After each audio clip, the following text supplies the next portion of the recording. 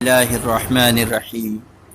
میرے اور آپ کی بلکہ ساری دنیا کے سارے انسانوں کی دنیا اور آخرت کی کامیابی کو اللہ رب العزت نے اپنے پورے کے پورے دین میں رکھی ہے۔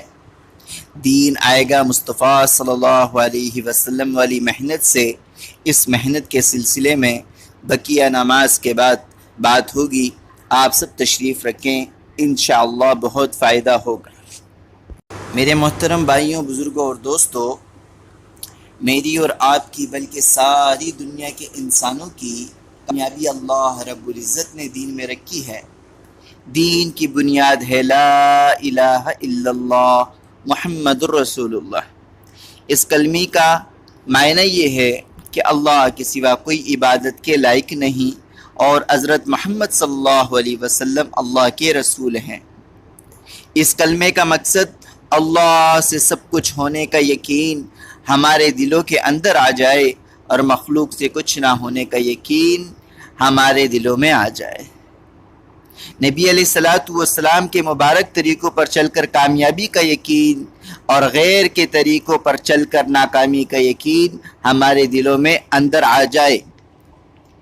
کلمے کی فضیلت یہ ہے، 100 سالہ کافر اخلاص کے ساتھ اس کلمے کو پڑھ لے تو اس کے پچھلے تمام گناہ معاف ہو جائیں گے۔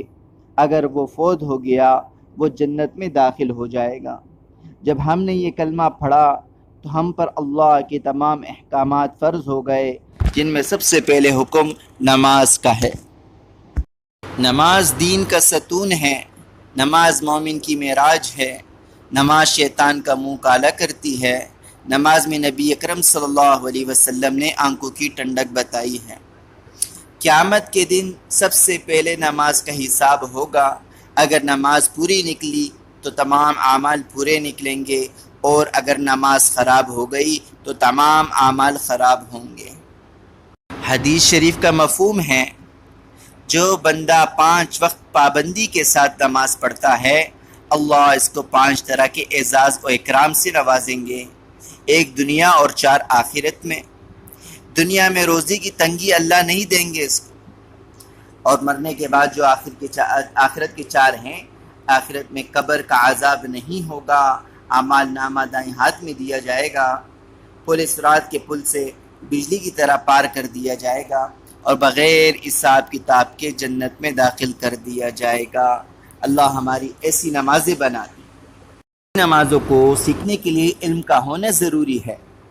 اتنا علم حاصل کرنا ہر مرد عورت پر فرض ہے کہ 24 گھنٹے کی زندگی اللہ کے حکموں پر نبی علیہ السلام کے طریقوں کے مطابق گزار سکے۔ مال فرعون، قارون، نمرود کی میراث ہے، اور علم انبیاء علیہ السلام کی میراث ہے۔ حدیث شریف کا مفہوم ہے، جو بندہ ایک آیت قرآن کی سیکھ لے، اللہ اس کو 100 رکعت نوافل سے بڑھا کر ثواب عطا فرمائیں گے، اور جو بندہ ایک باب علم کا سیکھ لے، اللہ اس کو 1000 رکعت نوافل کے بقدر ثواب عطا فرمائیں گے۔ ایسی ہم ذکر کرنے والے بن جائیں۔ ذکر کرنے والا زندہ کی طرح ہے اور ذکر نہ کرنے والا مردوں کی طرح ہے۔ جنت کے 8 دروازے ہیں، ایک دروازہ خاص ذاکرین کے لیے ہے۔ حدیث شریف کا مفہوم ہے، اگر ایک بندہ پیسے تقسیم کر رہا ہو اور دوسری جگہ ذکر کر رہا ہو تو ذکر کرنے والا بہتر ہے۔ ایک بندہ پیسے تقسیم کر رہا ہے اور دوسرا بندہ اللہ کی ذکر میں مشغول ہے، تو جو بندہ اللہ کی ذکر میں مشغول ہے وہی سب سے زیادہ بہتر ہے۔ اکرام مسلم کا مقصد ہے ہم اپنے حقوق کے ساتھ ساتھ دوسرے مسلمانوں کے حقوق بھی ادا کریں۔ رسول اکرم صلی اللہ علیہ وسلم کی حدیث کا مفہوم ہے، مسلمان کی بیمار پرسی کے لیے جو بندہ صبح کو جاتا ہے تو شام تک 70,000 فرشتے مغفرت کی دعائیں کرتے ہیں، اور اگر شام کو جاتا ہے تو صبح تک 70,000 فرشتے مغفرت کی دعائیں کرتے ہیں۔ اسی طرح ہم چھوٹوں سے پیار کریں، بڑوں کی عزت کریں، علماء کی قدر کریں۔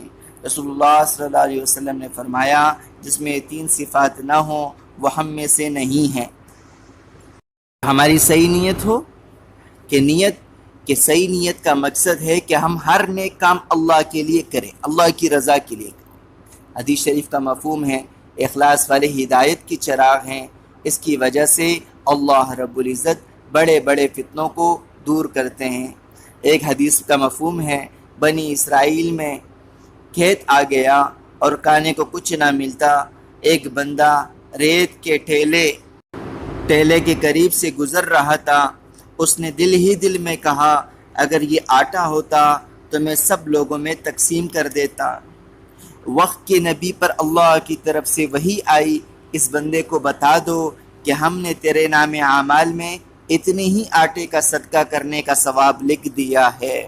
دل میں کہا اللہ نے اس کا فیصلہ کر دیا۔ تو تبلیغ کا مقصد ہم خود بھی نیک کام کریں اور دوسروں کو بھی نیکی کی دعوت دیں، خود بھی برا نہ کریں، دوسروں کو بھی برائی سے منع کریں۔ اس کام کے لیے اللہ کی طرف سے نبی آتے تھے۔ ہمارا یقین ہے ہمارے نبی حضرت محمد صلی اللہ علیہ وسلم اللہ کے آخری نبی ہیں، آپ کے بعد کوئی نبی نہیں آنے والا۔ یہ وہ نبوت کا کام اللہ رب العزت نے آپ صلی اللہ علیہ وسلم کی امت کی ذمہ داری لگا دی۔ اس وجہ سے اللہ رب العزت نے قرآن پاک میں اس امت کی تعریف فرمائی ہے کہ تم بہترین امت ہو، کیونکہ تم لوگوں کو بھلائی کی طرف بلاتے ہو اور برائی سے نیکی کا حکم دیتے ہو اور برائی سے منع کرتے ہو۔ اب میرے بھائی، قرآن کی اس آیت سے معلوم ہوتا ہے کہ تبلیغ کا کام صرف ثواب نہیں بلکہ ہماری ذمہ داری بھی ہے۔ اس کو سیکھنا بھی ہے اور آگے ساری دنیا تک پہنچانا بھی ہے انشاءاللہ۔ اس کو سیکھنے کے لیے بزرگوں نے ایک ترتیب بنائی ہے کہ 4 ماہ لگا کر اس کو سیکھ کر پھر زندگی بھر دوسروں کو سکھائیں۔